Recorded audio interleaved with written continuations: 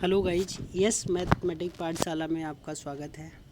तो गाइज, हमारा जो सीरीज चल रहा है वो यूपी टीजीटी 2010 के क्वेश्चन पेपर का सॉल्यूशन चल रहा है। तो इससे पहले मैं 2 वीडियो अपलोड कर चुका हूँ, जिससे फर्स्ट वीडियो में 1 से लेकर 20 तक के क्वेश्चन थे एंड सेकेंड वीडियो में 21 से 35 तक के क्वेश्चन कराए थे। तो जिन स्टूडेंट ने अभी तक वो वीडियो नहीं देखी हैं तो कृपया जाके पहले वो वीडियो देख लीजिए, जिससे सीक्वेंस में आप लगातार सारे क्वेश्चंस को कर सकें।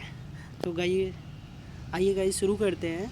Question number 36। क्वेश्चन नंबर 36 में आपको integration dx upon x bracket में x की power n+1 is equal to इसकी वैल्यू बतानी है। ठीक है, तो ऐसा क्वेश्चन जहाँ भी मिले तो उस समय क्या करना है, जो बाहर वाला x दे रखा है इसको भी x की पावर n ही बनाना है। तो इसको x की पावर n बनाने के लिए आपको क्या करना पड़ेगा, x की पावर n-1 से ऊपर नीचे क्या करना पड़ेगा, नोमरेटर और डिनोमिनेटर में मल्टीप्लाई कर देंगे। फिर जो x की पावर n+1 है इसको हम कुछ कंसीडर कर लें। आप सपोज t कंसीडर कर लेंगे।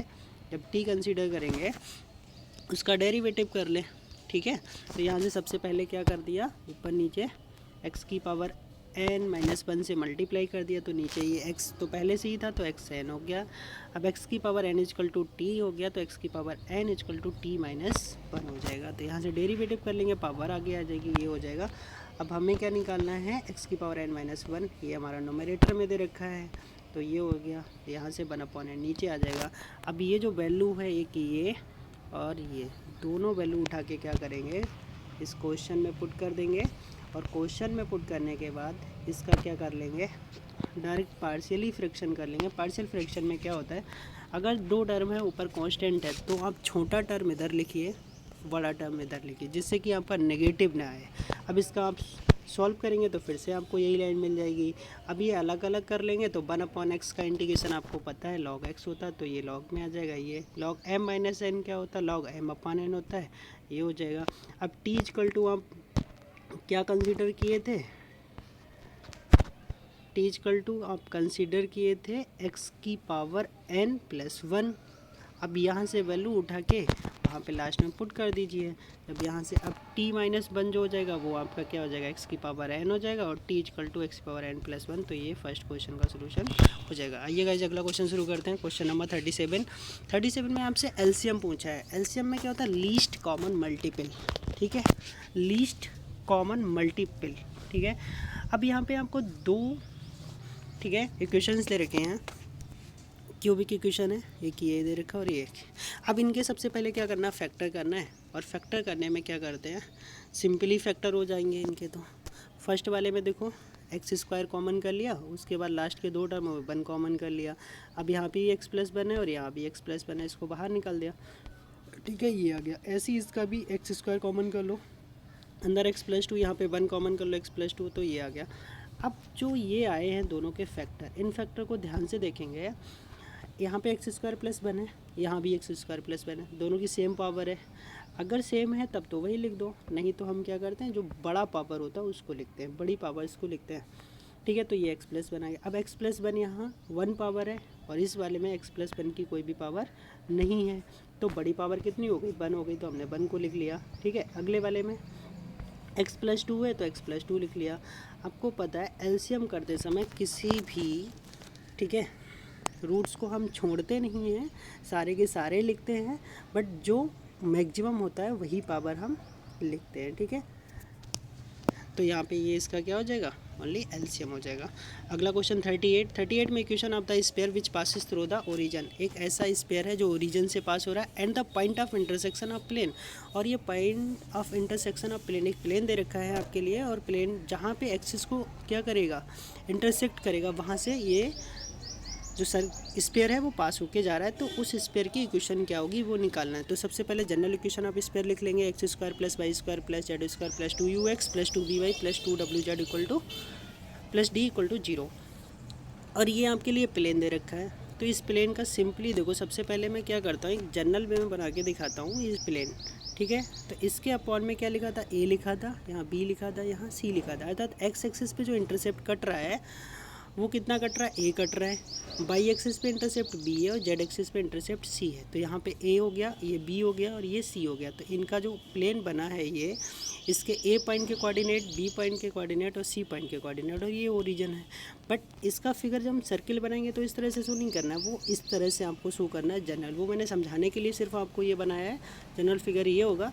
अब यहाँ से 4 पॉइंट होगा, एक ओरिजिन, ए पॉइंट, ठीक है, एक बी पॉइंट और ये एक सी पॉइंट। इन चारों पॉइंट से सर्किल की इक्वेशन को पास कराएंगे। सर्किल की इक्वेशन को पास कराने के बाद वहाँ से आपको यू, बी, डब्ल्यू और डी मिल जाएगा। यू, बी, डब्ल्यू, डी की वैल्यू को इस equation of sphere equation number 1 में लगा देंगे।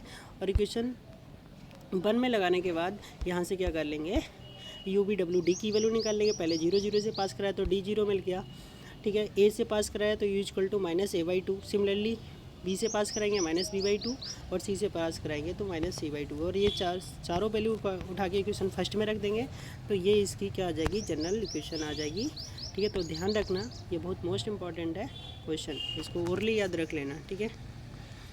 अगला क्वेश्चन, सिंपल क्वेश्चन दे रखा है, इसको भी क्या करना है, हमें इंटीग्रेशन करना है। तो इंटीग्रेशन के देख रहे हैं आप कितने आसान आसान क्वेश्चन पूछे गए हैं। तो सिंपली क्या करो, इसके पार्शियल फ्रैक्शन कर दो। पार्शियल फ्रैक्शन करने के बाद इसको अलग अलग देख लो, जिसका फार्मूला बने डायरेक्ट लगा दो। तो यहाँ से देखो, मैंने बताया था कि छोटा वाला टर्म लेफ़्ट में रखो और जो बड़ा वाला हो उसे राइट में रखो, जिससे कि नेगेटिव साइन नहीं आएगा। अब यहाँ से करोगे तो x² + 4 इधर आएगा और यहाँ से x² -x² माइनस बनाएगा, तो ऊपर जो न्यूमरेटर होगा वहाँ पे 3 आ जाएगा। अब इस 3 को मैनेज करने के लिए हमें, जब 3 ऊपर आ गया तो मैनेज करने के लिए 3 से डिवाइड भी करना पड़ेगा। तो यहाँ से देखो 1/3 से क्या कर दिया, डिवाइड कर दिया। अब ये जो फार्मूला बन रहा है वो tan इनवर्स का है, ठीक है। tan इनवर्स का इंटीग्रेशन जो होता है 1/a tan इनवर्स x/a, तो यहाँ तो डायरेक्ट आ जाएगा क्योंकि a की वैल्यू 1 है। और यहाँ पे a² मतलब कि a² कितना दे रखा, 4 दे रखा है, ठीक है। a² जब 4 दे रखा है तो a की वैल्यू कितनी हो गई, 2 हो गई। तो 1/a, तो 1/2 tan इनवर्स x/2। अब यहाँ पे सिंपल ये इसका आंसर हो गया। चाहो तो 3 से अंदर मल्टीप्लाई कर सकते हो ऑप्शन मैच करने के लिए। अगला क्वेश्चन नंबर 40 देख लेते हैं। क्वेश्चन नंबर 40 में आपको एक slope of tangent of the curve x दे रखा है, y दे रखा है, ठीक है। और आपको क्या निकालना है, कहाँ, x = 1 पे निकालना है। तो हमें निकालना है dy/dx। और ये एक पैरामीट्रिक इक्वेशन दे रखी है, x भी t में है, y भी t में है, और जो आपको पॉइंट दे रखा वो x में है। तो क्या करेंगे, सबसे पहले x का t के रिस्पेक्ट में डेरिवेटिव, y का t के रिस्पेक्ट में डेरिवेटिव, y का जो t के रिस्पेक्ट में डेरिवेटिव आएगा उसको x के रिस्पेक्ट में जो t का डेरिवेटिव निकाला था उससे डिवाइड कर देंगे तो dy/dx आ जाएगा। और वहाँ पे जो dy/dx आएगा वो इन टर्म ऑफ t आएगा। और हमें क्या निकालना, जब t की ये जो वैल्यू दे रखी है x = कितना दे रखा है, 1 दे रखा है, तो x = 1 रख के यहाँ से हम t की टर्म में लिमिट निकाल लेंगे और वो लिमिट dy/dx में लगा देंगे। तो वहाँ से हमें क्या मिल जाएगा, इसका स्लोप ऑफ टेंजेंट मिल जाएगा। तो देखिए गाइस,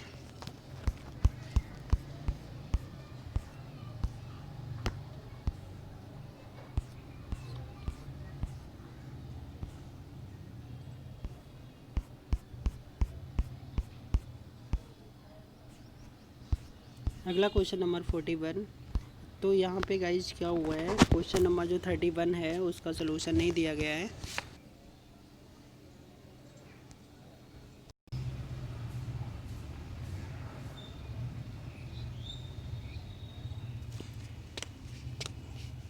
तो देखिए क्वेश्चन नंबर 40, क्वेश्चन नंबर 40 में बता चुका था। अब आपको क्या दे रखा है कि इक्वेशन एक्स में दे रखी है पैरामेट्रिक और एक इक्वेशन वाई में दे रखी है पैरामेट्रिक, ठीक है। दोनों इक्वेशनों को क्या कर देंगे, एक्स के रिस्पेक्ट में इसका डेरिवेटिव निकाल लीजिए। जो एक्स के रिस्पेक्ट में इसका डेरिवेटिव निकालेंगे तो सेकेंड इक्वेशन को फर्स्ट से डिवाइड कर देंगे, ये टी में आ जाएगा। जैसा कि मैंने पहले आपको बताया था कि अब जो x = 1 है फर्स्ट में रख देंगे, तो वहाँ से हम जैसे ही रखेंगे तो x की value in term of t में है अभी।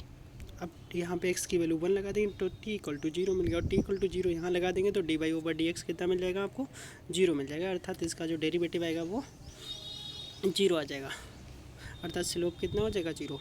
अगला क्वेश्चन दे रखा है, if 1/a + 1/b = 0 then x/a + y/b = 1 and x/a + y/b r।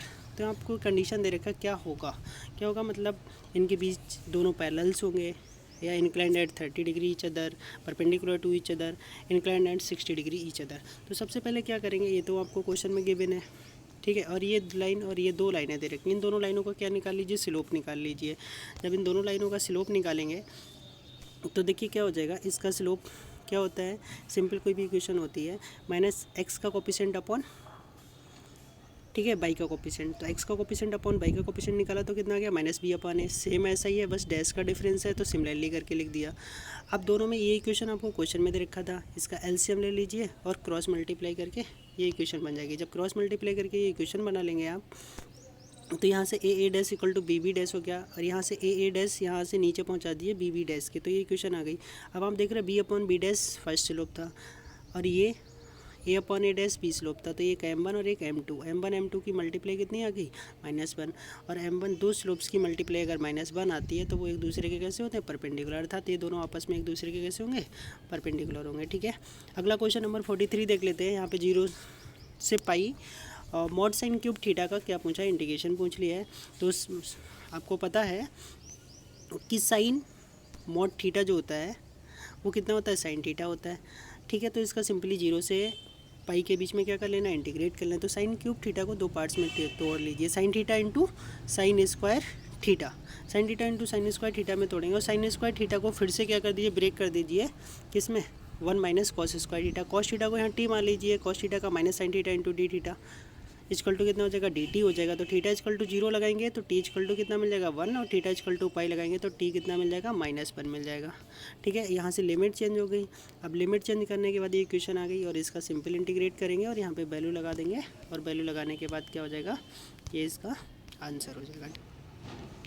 अगला क्वेश्चन नंबर 43 देख लेते हैं। यहाँ पे 43 में दे रखा let F X is equal to 1 minus, ठीक है, sine X upon pi minus 2x, comma X is not equal to pi by 2, और x equal to pi by 2 है तो वहाँ पे दे रखा है लैम्डा। v कंटिन्यूस एट, यहाँ पे क्या होगा, ये कंटिन्यूस होगा कब, जब x equal to pi by 2 है। x equal to pi by 2 पे फंक्शन जो है आपका कंटिन्यूस दे रखा है, तो आपको लैम्डा की वैल्यू क्या करनी है, फाइंड करनी है। तो इसके लिए सिंपल क्या होता है, ये तो क्वेश्चन गिवन है आपके पास फंक्शन में, तो फंक्शन आपके पास ये गिवन है, इसमें यहाँ पे कंटिन्यूस दे रखा लैम्डा फाइंड करना है। तो यहाँ पे जब फंक्शन कंटिन्यूस होता है तो वहाँ पे left hand limit, right hand limit plus value of the function of that X equal to pi by 2 पे। तो यहाँ पे क्या करें, लेफ्ट हैंड लिमिट निकाल लिया। तो सबसे पहले लेफ्ट हैंड लिमिट निकालने के लिए फॉर्मूला लगा दिया, h यहाँ पे h टेंस टू 0 ले लिया, और x की वैल्यू कितना, पाई by 2 minus left hand limit पे क्या कर देते हैं, माइनस कर देते हैं, और यहाँ से कितना आ गया, पाई बाई 2 माइनस h आ गया। तो वहाँ पे दे रखा था कि पाई बाई 2 को छोड़ के कुछ भी है, x is not equal to pi by 2, तो वहाँ पे जो वैल्यू थी वो 1 माइनस साइन कितना दे रखा था, अभी देखो ऊपर फंक्शन दिखाते हैं, ये 1 minus sign X upon pi minus 2x, जब x की वैल्यू पाई बाई 2 के इक्वल नहीं है। और यहाँ पे क्या हो रहा था, पाई बाई 2 माइनस h हो रहा था। जब पाई बाई 2 माइनस h हो रहा था तो यहाँ पे अब ये किस वाले में वैल्यू हम लगाएंगे, इस वाले में लगा देंगे, फर्स्ट वाले में। तो फर्स्ट वाले में वैल्यू लगा दी, ठीक है। Sine 90 minus theta cos theta होता है ये। अब यहाँ पे जैसी लिमिट लगाओगे तो कॉस 0 कितना होता है, 1 होता है, तो 1 माइनस 1 0, और नीचे भी h 0, तो 0/0 फॉर्म बन गई।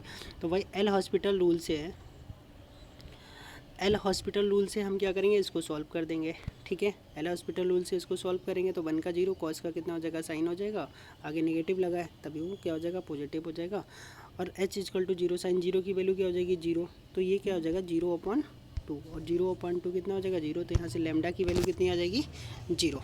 अगला क्वेश्चन देख लेते हैं, क्वेश्चन नंबर 45। यहाँ पे SCF दे रखा है, ठीक है। आपको क्या निकालना है, SCF। यहाँ पे पूछा फॉर व्हाट वैल्यू ऑफ के की किस वैल्यू के लिए x, ये दो इक्वेशन है क्वाड्रेटिक का, जो SCF है वो x equal to x plus 4 है, ठीक है। तो x प्लस 4 इसका SCF का मतलब होता है हाईएस्ट कॉमन फैक्टर, अर्थात वो उसी का फैक्टर है। और फैक्टर आपको पता है, किसी भी इक्वेशन का कोई फैक्टर होता है वो उस इक्वेशन के लिए क्या करता है, सेटिस्फाई करता है। तो x प्लस 4 इक्वल टू 0 ले लो, तो यहाँ से x की वैल्यू कितनी आ जाएगी, -4। तो x की वैल्यू जो -4 है किसी भी इक्वेशन में लगा के आप वहाँ से क्या कर सकते हो, के की वैल्यू को फाइंड कर सकते हो। सपोज मैंने फर्स्ट इक्वेशन ले ली, ठीक है। इन दोनों का SCF कितना दे रखा है, 4 दे रखा है, SCF 4 के 0 कर लिया, x equal to -4, x equal to -4। ये फंक्शन फर्स्ट वाले को fx ले लिया, और ये फर्स्ट fx लेने के बाद क्या कर रहा है, x इक्वल टू -4, इसका क्या हो गया, फैक्टर हो गया, तो x -4 क्या हो जाएगा, 0 देगा। तो इसको 0 रखने के बाद ये सॉल्व कर लिया, यहाँ से के की वैल्यू सॉल्व कर ही लेंगे। अब के यहाँ से निकालने के बाद कितना आ गया 5 आ गया, तो ये 5 इसकी वैल्यू हो जाएगी। क्वेश्चन नंबर 46 देख लेते हैं। क्वेश्चन नंबर 46 में लिखा है कार निर्माता कंपनी 7000, एक कार निर्माता जो कंपनी है वो 7000 कार बनाती है। यदि उत्पादन की दर 10% हो तब कितने वर्षों के पश्चात, ठीक है, 93,170 कारें का हो जाएगा। अब आपसे देखो पहले स्टार्टिंग में जो दे रखा है वो कितना दे रखा था 70,000, और लास्ट में पूछ रहा है कितना 93,170 हो जाएगा। तो आपने सिंपली जो चक्रवृद्धि ब्याज के क्वेश्चन निकाले होंगे कि पहले अमाउंट इतना था, बाद में अमाउंट इतना हो गया, अर्थात बढ़ गया, ठीक है। तो जो स्टार्टिंग में था वो क्या होता है प्रिंसिपल होता है, जो बढ़ने के बाद ब्याज इंटरेस्ट लगाने के बाद जो हो जाता है वो क्या हो जाता है अमाउंट, जिसे हम क्या बोलते हैं चक्रवृद्धि मिश्र धन, ठीक है। तो वहाँ पे ठीक है कंपाउंड प्रिंसिपल।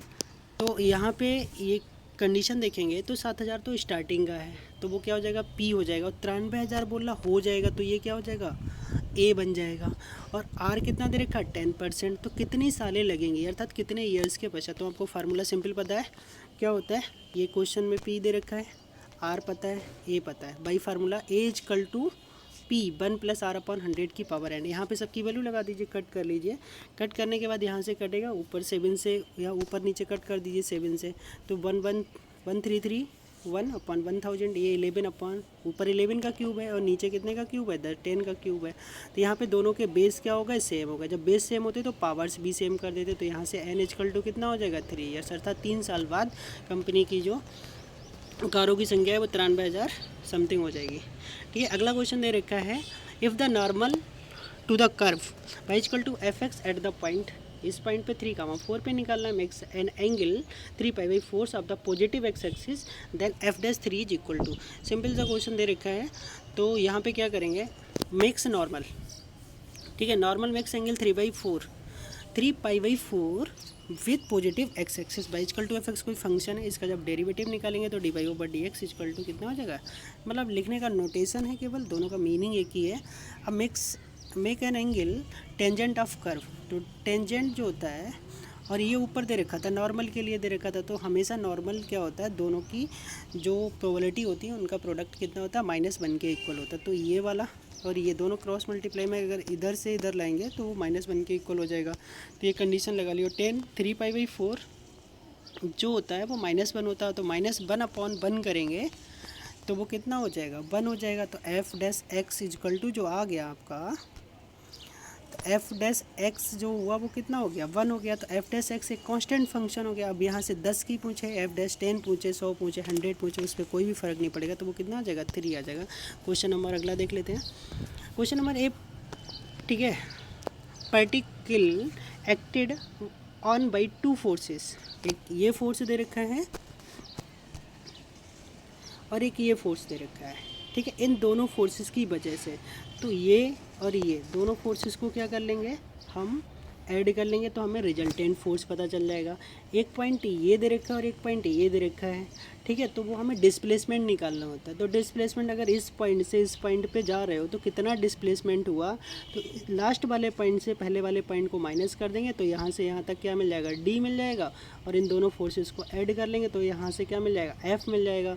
और वर्क = क्या होता है फोर्स इनटू डिस्टेंस होता है, ठीक है। तो ये वाला फॉर्मूला लगा के क्वेश्चन को सॉल्व कर लेंगे, तो सिंपली आपको पता चल जाएगा कितने यूनिट वर्क हुआ।